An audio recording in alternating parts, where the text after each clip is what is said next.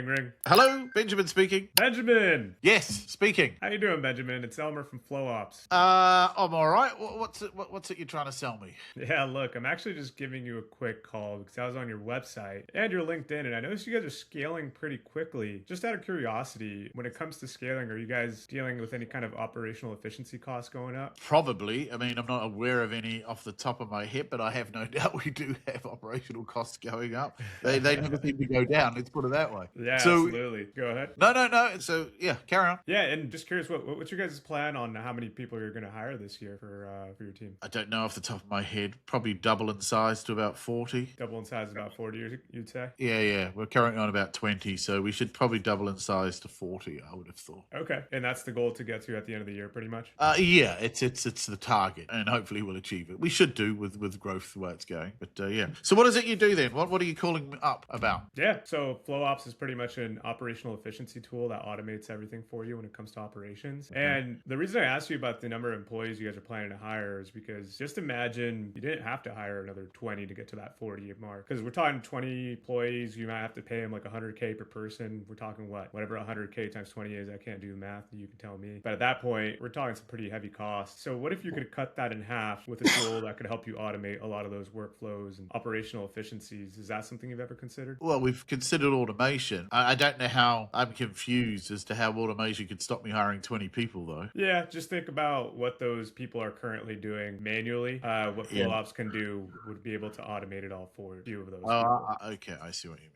Okay, all right. What is this? Is this how does this work? Is it some sort of software? Is it what is it? Is it a coaching program? No, I mean, just like I mentioned, a lot of that manual work will become automated. So the internal processes, the reporting, all of that kind of manual work that you have someone doing right now, it can be automated through workflows, through some of our AI that we have on the back end. So again, imagine not paying 20 plus people to hire. You cut that by half. Now you're saving $1 million or so. Yeah. Okay. I see. Okay. And is this, we use HubSpot for our outreach.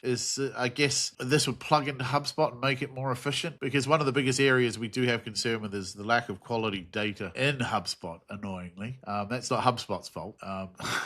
It's ours. Yeah, we actually have a direct integration with HubSpot, which makes it nice and easy. Who handles who's usually like taking care of your guys' HubSpot? What do you mean what do you mean who's taking care of it? I mean, I oversee it ultimately because I'm the one that put it in. Okay. So are you like going in there every single day, cleaning things up, trying to make sure the operations are working well? Not me personally. That's part of the sales guy's job, is to keep the database updated whenever they find an error. But it's the external data that we upload into it, and then getting that clean. But yeah. Okay. All right. Okay. And is this a subscription model, or is it just a one-off? How would it work if we were to explore this further with you out of interest? Yeah, I'll be honest, I don't handle any of the pricing. I'm just here to have a conversation with you to see if it would be a good fit. And someone from our pricing team can easily go more in depth about that with you. If that's something you're open to chatting about, if you have some time next week, at the end of the day, we are going to save you probably $500,000 or to $1 million when it comes to the amount of employees you're already planning to hire. Yeah, okay. Well, look, I think you called me sort of at the right time. So I'm going to suggest,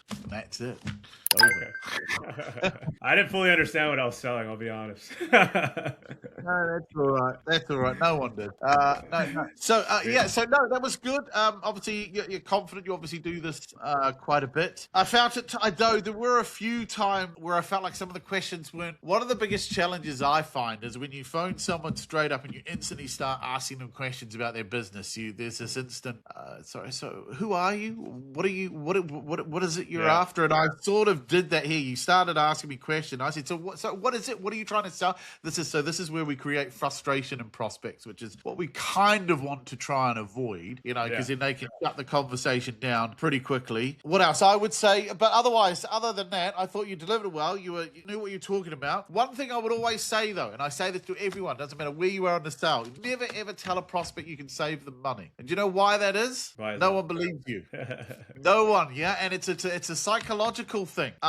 Saving money is a future benefit, and I'm less likely to reach for a future benefit than a pain. And so if you tell somebody we can save you money, that's your data. And I will always argue with somebody else's data. Yeah. So if you're ever going to want to use a sort of where you're trying to get into saving money, it's always better to talk about cost. what it's currently costing you, because cost is an immediate pain that I'm willing to rectify, whereas saving is a future promise that I don't know whether will or will not come off. So it's not very compelling. So I always say, always avoid we can save you money. It's get them to say, well, what do you reckon it's costing you? Or how much do you think it costs the annual company? Or if you were to go through your costs, and that's more compelling than we can save you money. Well, everyone said, you're not going to phone me up and say, we're going to be more expensive for you. Yeah? Absolutely. So that's it also has to close-ended question. So yeah.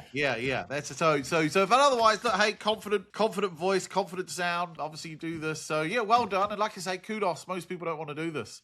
So fair play to you. Elmer, how did you feel about it? Your emotions. How do you think Benjamin was?